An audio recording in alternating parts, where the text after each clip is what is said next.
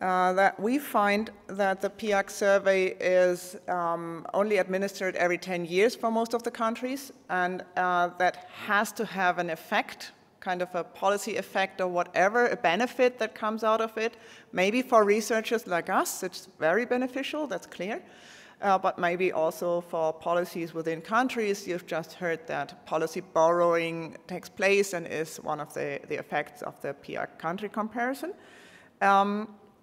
So I tried to get you through a qualitative post-structural discourse analysis, so that comparative to plausible values and qualitative data.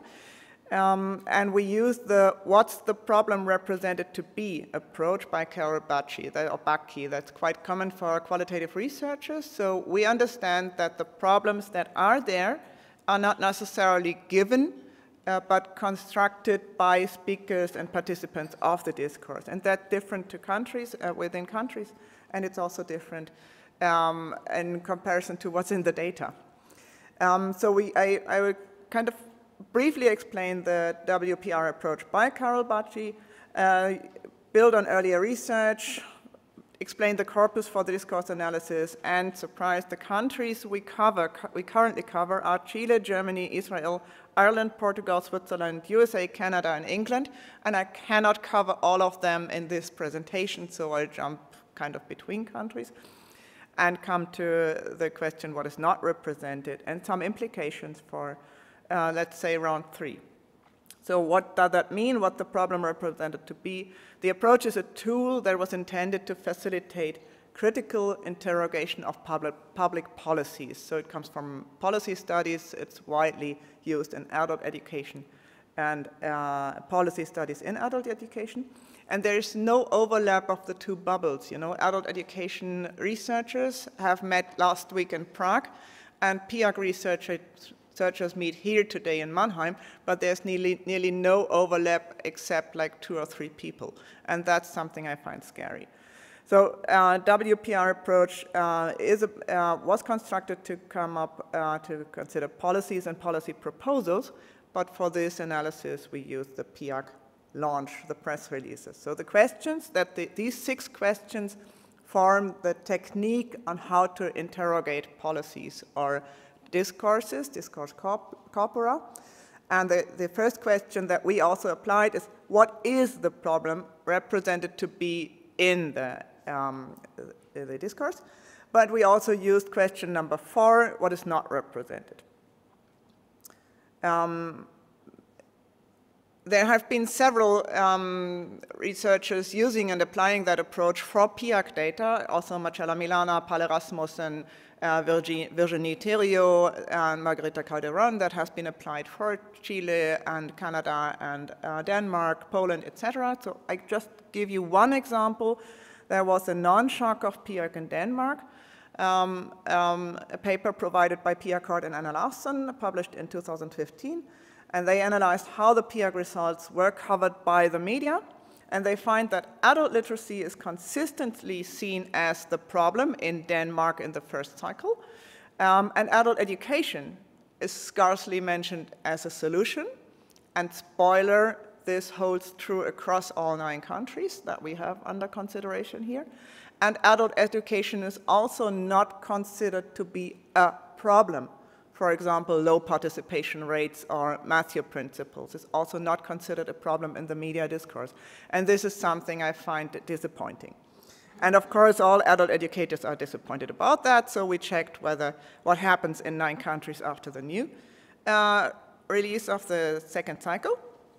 And the corpus that was collected together with master students of my seminar between December 24 and January 25 was built by using the search terms PIAAC, PIAAC 23, PISA for adults, etc.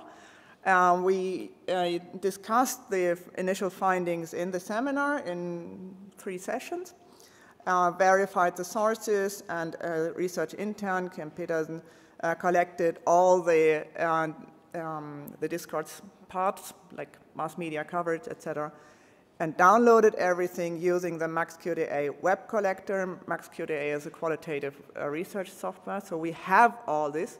And if the display on the by downloading it in a simplified format, we also used the extended format and downloaded the entire website to really make sure we have downloaded the discourse in these 9 countries.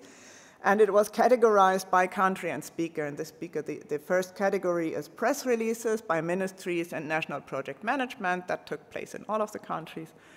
And then the mass media on national level, as long as it is represented in a digital way. So we didn't catch some, we learned from Ireland, from Irish feedback, that there was some radio coverage and TV coverage which is not in our data, not represented in our data. But if a radio station later comes up with an online information about what they had said in that radio feature, then we have it in the data. And we followed some social media comments on mostly Blue Sky and LinkedIn, because that's less, the algorithms are fairer than the meta algorithms, but some Facebook and coverage is also into the discourse corpus. We selected the countries by variation and by network, but that's still wobbly, and we are open to more countries, and we've tried to get feedback from stakeholders in the countries, either national project managers or people from the adult education circus. This is a MaxQDA screenshot. I know you can't fully see it, but you see just for what we have here. This is the list of documents is here, like the mass media and social media coverage. This is the list of problems that has been coded, and the initial coding took place problem by problem within one country. So one problem that has been found in one document got a tag, was tagged as a problem and got a name. And we did that for each country. So we can separate countries, but we can also include stakeholders across countries, integrate stakeholders across countries. So we jump to conclusions. And there's one overarching system of problems that's very typical for international large-scale assessments, and you're probably familiar with it. The type of problems that are represented in ILSA's, International Large-Scale Assessments, are competence problems, and problem number 1 is low literacy skills. Okay, that's everywhere. Low problem-solving skills, low numeracy skills, both in rankings as well as trends. And this time, the trend discussion is more intense than the ranking discussion, because we have the trend for PIAAC this time. We have inequality problems, widely represented, gaps, widening gaps, etc. We have problem populations, and sometimes stereotyped problem populations, like the youth, the elderly, the ultra-Orthodox in Israel, the Arab population in Israel, socioeconomic status, the poor, the migrants are considered the problem. And we have some other, which I skip now, because I like to point to the country specifics in an overview.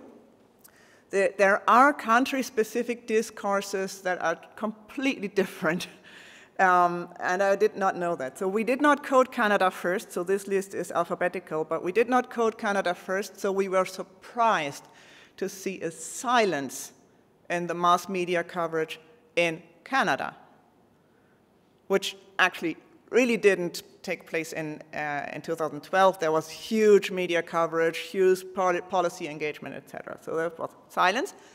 And the discourse speciality in Canada is it is about the provinces. Canada oversampled the provinces, so the mass media coverage was how the provinces differ. The Chilean discourse is very strongly focusing on school and school policies. We jump into that in a minute. England discusses overqualification and productivity, which is not discussed in many other countries. Germany discusses our increasing gaps. We are world champions in gaps, so we increase our world championships. Ireland is more into everyday life and smartphone use and artificial intelligence. The NALA is kind of dominating the discourse with putting it kind of away from employment and more into a larger, more humanistic approach to learning.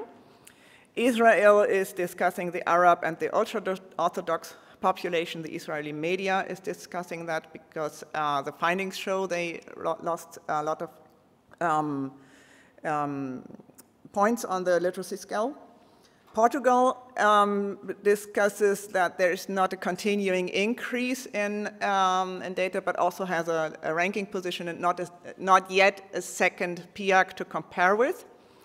Schweiz, Switzerland is the only one that really has an intense discussion on adult education, but it's because the adult education is tended to be cut. They face funding cuts. Actually, Germany also does, but we didn't discuss that in the media.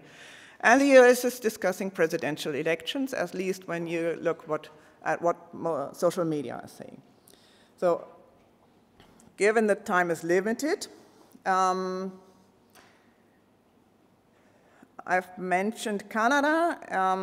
I said I jumped to Chile. Chile is at the lowest ranking position this time, and there's no other Latin American country represented in this cycle. There was Peru in the last cycle.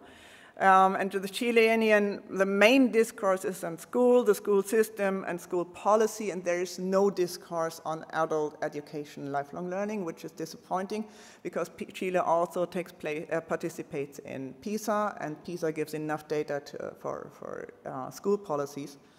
The second largest issue that is discussed there is the low basic skills, because it's 54% or 53% on level 1 and below. But numeracy has increased, and so the government is providing a discussion on improvement. Only Latin American country, nothing about adult further education, except the Spanish Ex Ante journal. It's a workers' movement journal, saying Chile déjà vu with this AI-produced image of workers in a night class having to learn to read and write. England is an interesting case because media coverage was huge there. The live launch in London is quoted more often than the report. So what people said in the launch was interesting to the mass media. And overqualification is an issue there, is discussed widely. Regional differences, which are not even published in most of the other countries, but that's an issue in England. And the mass media quote Andreas Schleichert's advocacy for non-formal learning or vocational tracks, vocational pathways, as an alternative to academic pathways, which don't seem to be productive and maybe too costly in England. They also quote Andreas Schleicher that productivity is based on competencies, so this trying to engage the government to invest in skills. And only at a very lower position in the discourse, it comes to low literacy skills, and mass media say it is still stubbornly high at 8.5 million, that's around 20% of the English population, with people who have either difficulties in literacy, numeracy, or problem solving, which is stable. There's a silence about socio-emotional skills in England and a silence about literacy practices in England. Both have already been published because they launched a 250 pages report, which is different in Canada. Canada only launched 2 pages. Statistics Canada did very little. So that's kind of a very different story from many other countries. I'm jumping through countries because I want to have a discourse on implications. I can give you the slides later about what happens to the countries. Okay. I said that what is not represented is adult learning and education. When it comes not to the mass media coverage, or the scientists, or the NGOs, but to what the governments say. The government tend to, please don't take photos because this is not scientific, it's cynical. The governments tend to not accept things as a problem. And while going through all the media coverage, I came up with a kind of a, as I said, non-scientific, cynical approach on what governments say. The German government, sorry, I know you're here, tends to say we have no problem because all is stable, literacy figures are stable, the median, the averages are stable, nothing needs to be done. And that's actually what's kind of happening today with the Alpha Decade. There's no discourse on how this goes on. The Irish discourse from the government side seems to be we are stable or partly improved and we have literacy strategies, our policy solves the problem. There's no other problem. Israel discourse, at least from the Netanyahu government, seems to be, if there is any statement at all, the Arabic population lost track. That is no problem to the Netanyahu government. The Portuguese government position, if there is any statement, seems to be we have very low skills, but Chile performs worse, no problem. Sorry, João. Chile then says we are last, but we improved in numeracy, government position. We are the only Latin American country. It's unfair anyway, so there's no problem. Switzerland says we are above average. We are multilingual. Only migrants from elsewhere perform low, plus those without post-compulsory schooling. We will cut the funds to target the problem. And the US said, we just fired our main statistician, Peggy Carr. There will be no more statistics, no stats, no problem. So sorry for being cynical, but recognizing adult skills and adult education as a problem seems to be a problem. And to address that, that's my last slide, I think that adult education has to be represented in this discourse. So adult education must be given greater prominence in press statements. At the latest, alongside formal education, the press statements always come up with literacy skills, numeracy, problem solving, and then age, gender, migration, education. And at that stage, education, we have to come up with participation in non-formal education, participation in formal adult education, etc., because else it's only at the very end of the press release and overlooked by mass media. Researchers from the field of adult education are needed in either being close to the national project management or close to the OECD, but there should be an exchange between these two bubbles. As I said, there is no overlap so far. Statements from adult education associations like NALA, like the German Institute for Adult Education, must accompany the launch. PIAAC Cycle 2, Round 2 will follow soon. Financing of PIAAC studies, national project management, should be carried out in a way that adult education is given priority. So use the non-formal education variables and launch them with the first launch and not half a year later. If necessary, with special analyses or additional funding for, let's say, older people, East and West discussions on mothers, etc. Thank you for your attention.